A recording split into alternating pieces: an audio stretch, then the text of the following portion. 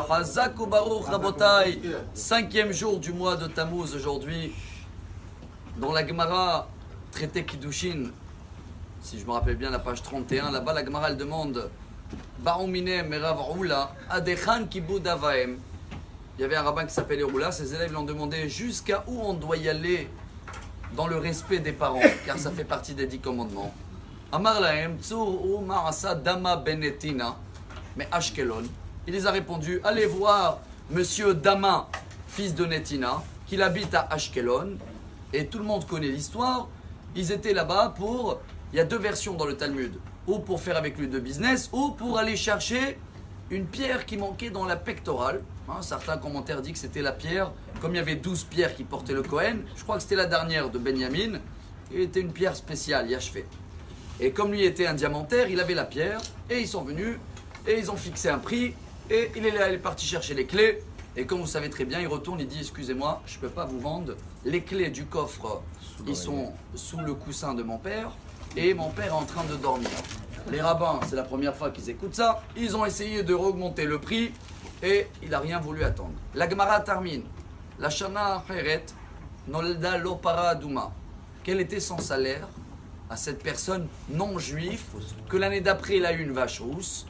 Et une vache rousse comme dans la paracha avec tous les critères qu'il faut. Parfaite depuis la naissance, elle n'a pas une poêle blanche et tout est parfait. Et là, ils sont retournés chez lui, les rabbins. Et combien tu veux sur la vache rousse? Maintenant, c'est quelque chose qui est très rare. Il pouvait demander n'importe quelle somme. Il a juste demandé ce qu'il a, entre guillemets, pas gagné quand son père dormait sous les clés. Qu'est-ce qu'on apprend de là? Bien sûr que pour faire les 2 petites halachot du jour. 1, waouh, le respect de parents, regardez d'un nom juif. Comment il est fort. 2, quelqu'un qui dort, vous savez qu'on n'a pas le droit de les réveiller. C'est pas le Shulchan Aruch, c'est pas le Maïmonide, c'est le Hafetz Chaim.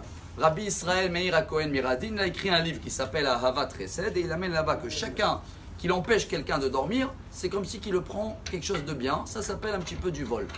Bravo, on a compris les 2 halachot.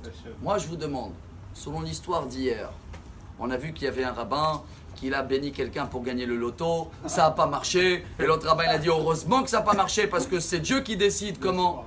Là je vous demande, pourquoi Dieu il a décidé de lui donner une vache rousse comme cadeau et qu'il n'a pas donné à lui le loto directement? Ce serait mieux, hein? C'est quoi ce salaire pour un non-juif d'avoir une vache rousse et que les rabbins y retournent pour acheter la vache rousse? Donne-lui le loto ou quelque chose d'autre, Hachem, et comme ça, l'histoire est classée beaucoup mieux. La réponse amenée au nom de grands rabbins d'Israël, Rav Yitzhak Yosef, fils de Rav Ovadia, dans son livre Respect des parents. C'était qu'en haut, il y avait une grande critique vis-à-vis du peuple juif.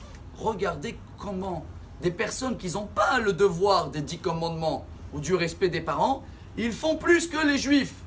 Alors Hachem, il a dit, vous inquiétez pas. C'est vrai que c'est une mitzvah logique, le respect des parents. Mais vous allez voir comment mon peuple, même pour une mitzvah, pour un devoir illogique total comme la vache rousse, vous allez voir comment ils seront présents. Alors oui, on peut être fier. Il y a des choses qu'on fait, on les comprend. Et on mérite un salaire. Mais il y a des choses qu'on fait, on ne les comprend pas du tout. Mettre les téphilines et de ne pas porter de la d'haleine. Mais oui, même dans ça, on s'investit à fond. Et c'est ce qui tient pour nous, que Hachem dit à tout le monde, à toutes les nations, et à tous les anges, et à tous ceux-là qui essaient de nous critiquer. Ils sont toujours là, qu'ils comprennent ou ils ne comprennent pas. Ils sont fidèles. Excellente journée. Amar Rabbi Elazar.